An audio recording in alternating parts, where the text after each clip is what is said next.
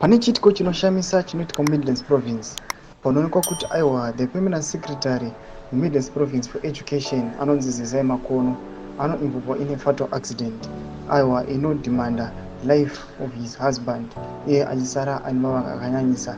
Chitiko ichi chinoitika chatoona kuti aiwa the ruling party Zanu aiwa iri kuCongress, vakomana vari kuCongress vatoona kuti aiwa mubato mavo mune bopoto, bato mavo hamuna kuwirana. Sanapinda mashoko anomuda nyongo panapa subscribe like button on the bell icon. Timira pahendo yekozwa vakomana vechidono Zimbabwe Vopedzana KuCongress vanoposta this picture ramukona iri ronyera vachiti Zanu Midlands Provincial Permanent Secretary for Education Zezai Makono for Ward 2 Chiteko District under Gweru Urban constituency had an accident on her way to Bulawayo. Her husband Shadrack Makono passed away.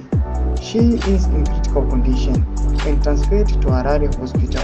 Tomasvika vanotaura vatoona kuti aiwa sevakomana veberijim tichiona panguva ine vari paconference iriwo determina the best for the opposition kana it is a good for the opposition musangano wavo toona kuti aiwa this is Zanu secretary for education aiwa tsaona yaitika kandi yasangana nayo iri very tragic tichiona ichidhimanda life aiwa his husband paunchirina iye ari mucritical condition.